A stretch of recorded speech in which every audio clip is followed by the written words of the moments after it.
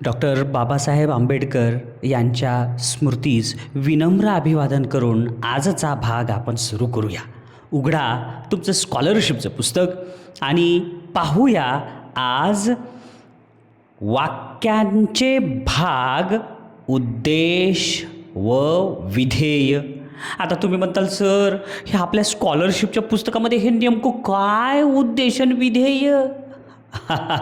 तर बालमित्रांनो लक्षात घ्या, कोणतंही अर्थपूर्ण शब्दसमूह जे असते ना आपला, त्या अर्थपूर्ण शब्दसमूहाला वाक्य म्हणतात. एवढं तर कळालं आहे तुम्हाला. अर्थपूर्ण कोणताही शब्दसमूह असेल तर त्याला वाक्य म्हणायचं. आणि त्या वाक्याचे दोन भाग असतात. किती भाग असतात? दोन भाग असतात. आणि ते भाग म्हणजे नंबर 1 उद्देश, नंबर 2 विधेय.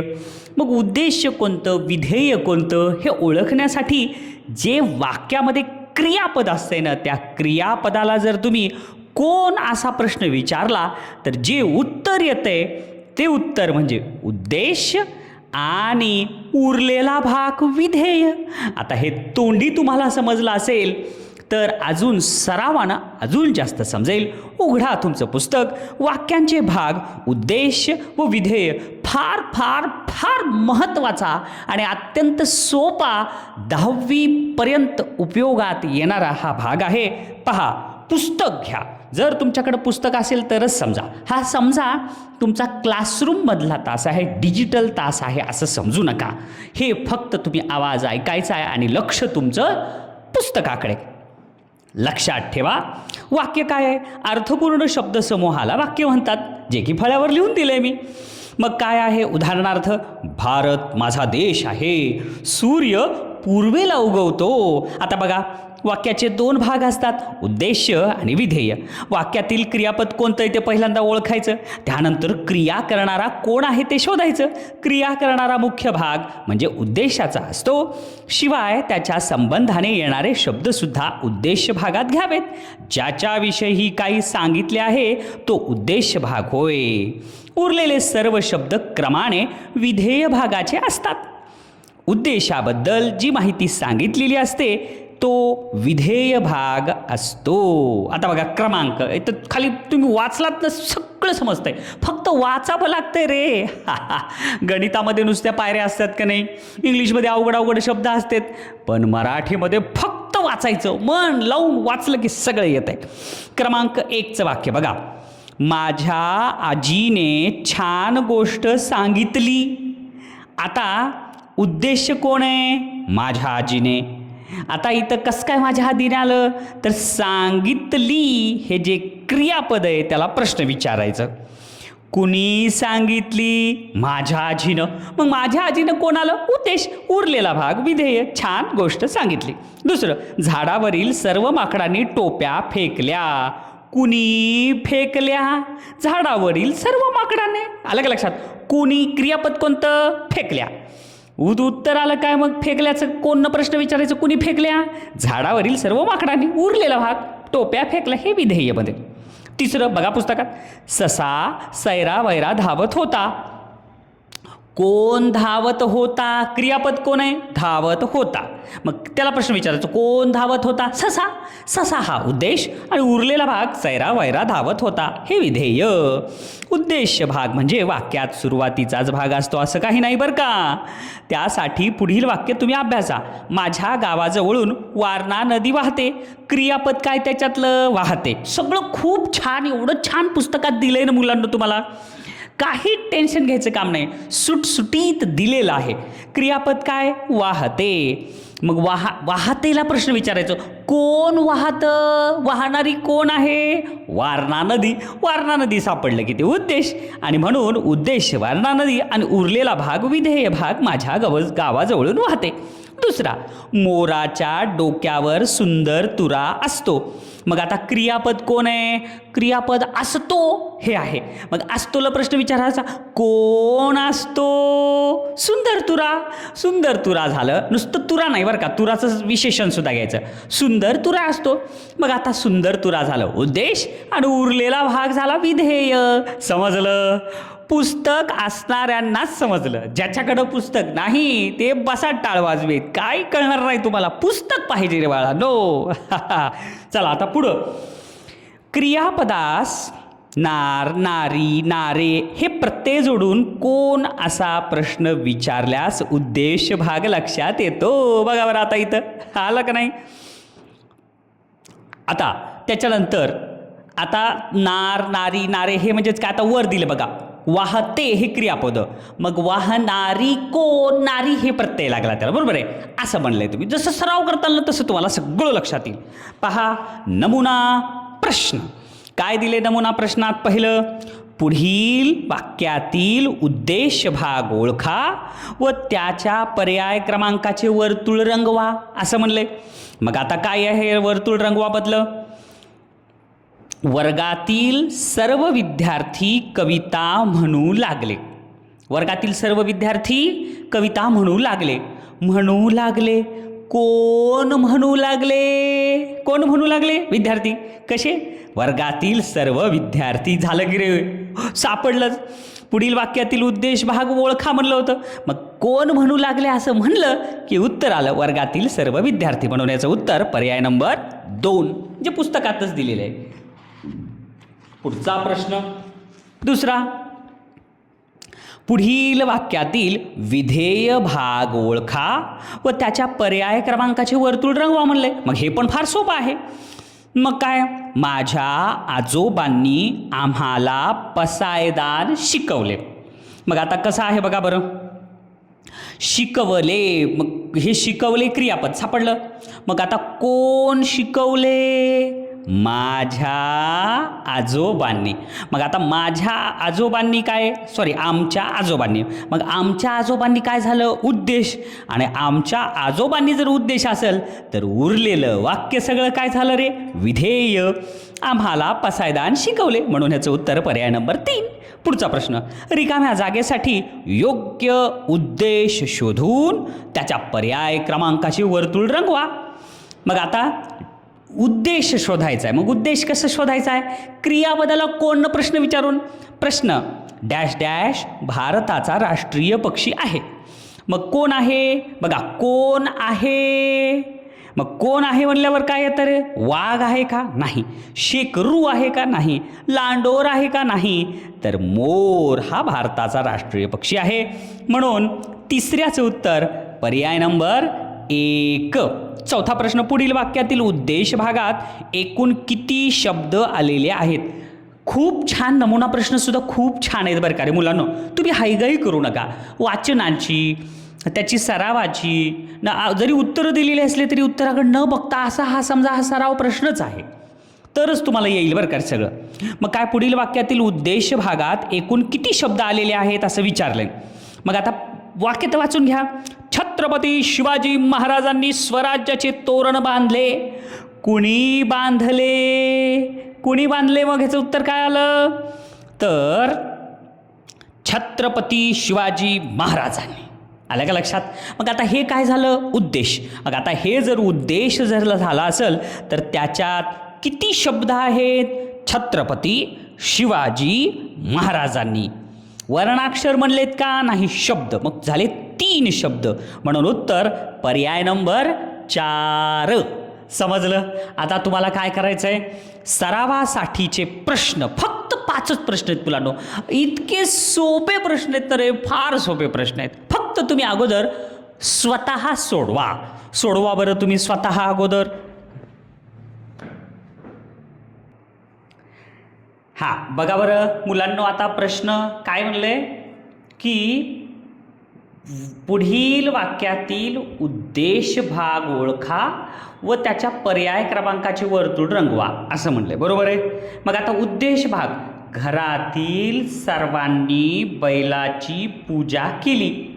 कुणाची पूजा केली तर बैलाची पूजा केली. म्हणून ह्याचं उत्तर. मग आपल्याला प्रश्न काय विचारलाय की उद्देश भाग ओळखा.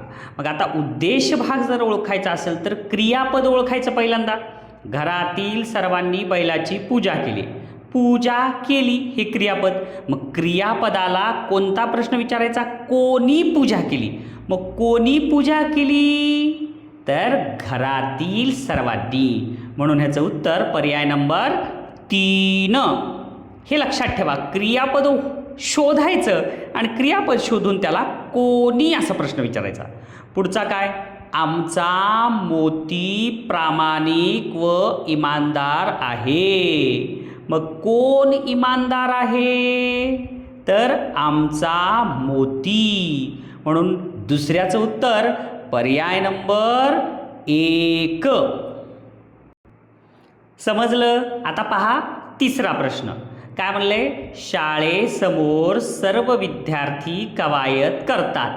मग प्रश्न विचारायच्या आधी ह्याच्यातलं क्रियापद कोणतं? कवायत करतात. मग विचारा, कोण कवायत करतात? कोण कवायत करतात? तर सर्व विद्यार्थी. हे लक्षात ठेवा बरं का. नाही तर शाळेसमोर लिहितात कोण कवायत करतात, तर सर्व विद्यार्थी, नुसतं विद्यार्थी नाही. म्हणून तिसऱ्याचं उत्तर पर्याय नंबर 2. पुढचा प्रश्न, सुंदर रांगोळी माझ्या ताईने काढली आहे. कोणी काढली आहे? माझ्या ताईने. म्हणून चौथ्याचं उत्तर पर्याय नंबर 4. पाचवा प्रश्न, भारतीय जवान सीमेवर लढा देतात. मग कोण लढा देतात? क्रियापद सापडलं ना, लढा देणे, लढा देतात. मग कोण लढा देतात? तर भारतीय जवान. म्हणून ह्याचं उत्तर पर्याय नंबर 1. बघा बालमित्रांनो, अशा प्रकारे तुम्हाला काय करावं लागल की वही घ्यावं लागल आणि एक वही घेऊन अशा प्रकारे धड्याचं नाव, प्रश्न पहिला आणि अशा प्रकारे उत्तरं लिहावे लागतील. पुस्तकावर कुणीही उत्तरं लिहायचे नाहीत. लिहिले? सगळ्यांचे उत्तरं झाले का? हे पहा. आता दुसरा प्रश्न. हां बघा बरं मुलांनो, आता प्रश्न दुसरा काय सांगितला आहे? तर प्रश्न दुसऱ्यात म्हणले पुढील वाक्यातील विधेय भाग ओळखा. आत्ता उद्देश ओळखला, आता विधेय. विधेय भाग ओळखा व त्याच्या पर्याय क्रमांकाचे वर्तुळ रंगवा.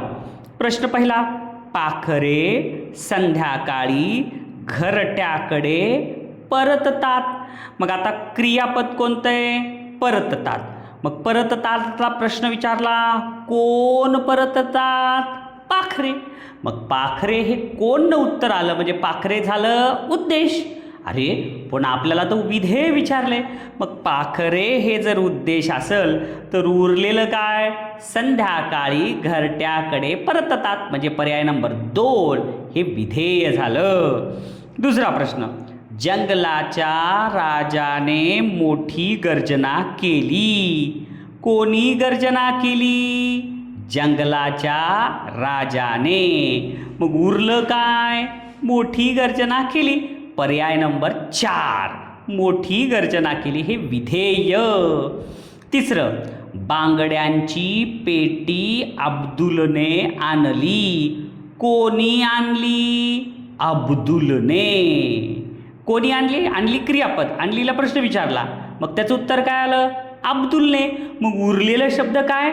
बांगड्याची पेटी आणली, पर्याय नंबर 3 हे त्याचं उत्तर आहे. पुढचा प्रश्न, बांगड्याची पेटी खूप जड व मोठी आहे. मग कोण आहे? बांगड्याची पेटी. आलं का लक्षात? मग आता बांगड्याची पेटी तर उद्देश सापडलं, उरलेलं विधेय खूप जड व मोठी आहे. म्हणून याचं उत्तर, चौथ्याचं उत्तर पर्याय नंबर 1 खूप जड व मोठी आहे. पाचवं, आकाशात काळे ढग जमू लागले. कोण जमू लागले? काळे ढग. मग काळे ढग हे उद्देश झालं, उरलेलं विधेय आकाशात जमू लागले.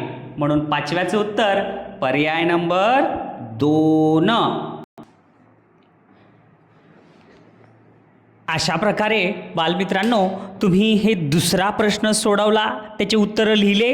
आता सोडवा तिसरा प्रश्न. अगोदर तुम्ही सोडवा आणि नंतर मार्गदर्शन पहा. तिसरा प्रश्न पण अत्यंत सोपा होता. काय आहे? रिकाम्या जागेसाठी योग्य उद्देश शोधून त्याच्या पर्याय क्रमांकाचे वर्तुळ रंगवा असं म्हणले बरं का. मग आता कसं रे? प्रश्न पहिला काय म्हणले? भारताचे पहिले पंतप्रधान होते. मग कोण होते भारताचे पंतप्रधान? कोण होते म्हणजे झालं उद्देश. मग उद्देश शोधायचं पंडित नेहरू, म्हणून पहिल्याचं उत्तर पर्याय नंबर 3 हे तुम्हाला पाठांतर पाहिजे. दुसरा प्रश्न डॅश डॅश प्रार्थना ताला सुरात म्हणतो. कोण म्हणतो? तुम्ही, तू म्हणतो का ते म्हणतात? तर करेक्ट आहे आम्ही, म्हणून दुसऱ्याचं उत्तर पर्याय नंबर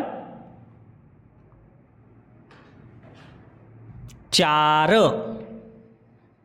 आता बघा, आपण पहिल्याचं उत्तर म्हणलं पंडित नेहरू, पण रंगवले पर्याय नंबर 4 आहे तिथं 3, म्हणजे असं गडबडीत होतंय बरं का.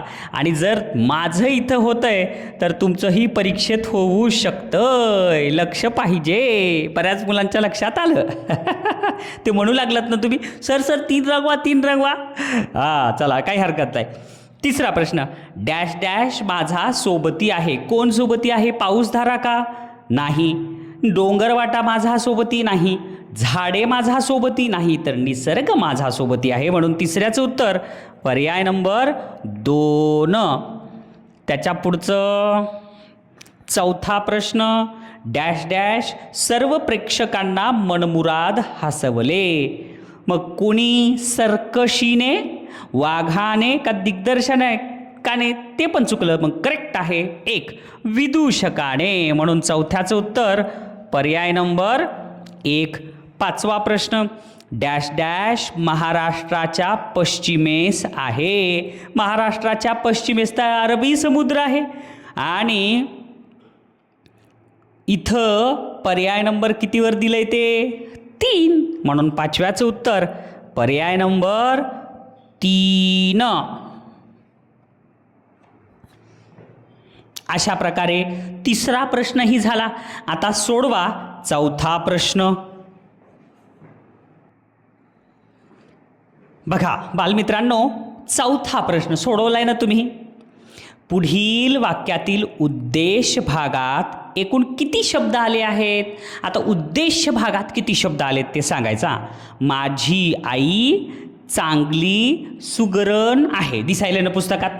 मग माझी आई चांगली सुगरण आहे, ह्याच्यात आहे हे क्रियापद. आहेला प्रश्न विचारा, कोण आहे? माझी आई. मग माझी आई हे झालं उद्देश, म्हणून उद्देशमध्ये किती शब्द आहेत? माझी आणि आई हे 2 शब्द आहेत, म्हणून पहिल्याचं उत्तर पर्याय नंबर 3. लगेच 3ला तुम्हाला रंगवावं लागेल. पहिल्याचं उत्तर 3. लगेच पुढचा प्रश्न काय आहे? पुढच्या प्रश्नात गणेशोत्सव व शिवजयंती उत्सव लोकमान्य टिळकांनी सुरू केले आहेत. कोणी सुरू केले? लोकमान्य टिळकांनी. बरोबर आहे. क्रियापद सापडलं ना? केले आहेत. बरोबर आहे. कोणी केले आहेत? मग लोकमान्य टिळकांनी. मग हे उद्देश, मग उद्देशमध्ये किती शब्द आहेत? लोकमान्य 1 शब्द, टिळकांनी 1 शब्द, 2च शब्द आहेत, म्हणून ह्याचं उत्तर दुसऱ्याचं उत्तर पर्याय नंबर 1. लगे 1ला रंगवायचं. पुढचा प्रश्न 5वा. पुढील वाक्यातील विधेय भागात एकूण किती शब्द आले आहेत? एकूण किती शब्द आले आहेत? विधेय भाग, आता उद्देश नाही. महाबळेश्वर थंड हवेचे ठिकाण आहे. आता महाबळेश्वर कसं आहे? थंड हवेचे ठिकाण आहे. मग आता कोण आहे? क्रियापद सापडलं आहे, त्याला प्रश्न विचारला, कोण आहे? महाबळेश्वर. मग आता हे महाबळेश्वर झाला उद्देश, पण आपल्याला विचारले विधेय. मग उरलंय काय? थंड हवेचे ठिकाण आहे. मग विधेय भागातले किती शब्द झाले? थंड हवेचे ठिकाण आहे 4, म्हणून याचं उत्तर पर्याय नंबर 3. लगेच 3ला रंगवा. पुढचा प्रश्न 2 नंबर. सूरपारंबी खेळ आम्ही आनंदाने खेळतो. आता ह्याचं विधेय शोधायचं आहे. मग खेळतो, कोण खेळतो? आम्ही खेळतो. मग आता आम्ही हे तर उद्देश आहे, मग विधेय काय? सूरपारंबी खेळ आनंदाने खेळतो. मग किती शब्द झाले? 4. म्हणून याचं उत्तर पर्याय नंबर 2. लगेच 2ला रंगवायचं. अरे च्या बालमित्रांनो, हे ना वाक्यांचे भाग, उद्देश व विधेय एवढं जर सोपं होतं, इतकं सोपं होतं, फक्त तुम्हाला सुरुवात समजली पाहिजे. आणि एकदा जर समजलं तर यावर आधारित प्रश्न तुमचा कधीही चुकणारच नाही, तुम्ही अचूकच सोडवताल. लक्षात आलं? त्याच्यामुळं एकदम सोपा असा हा भाग आपल्या पुस्तकामधून आपण शिकला आहे आणि तो तुम्हाला नक्की समजला असेल अशी मला आशा आहे. व्हिडिओ पाहिलात त्याबद्दल खूप खूप धन्यवाद.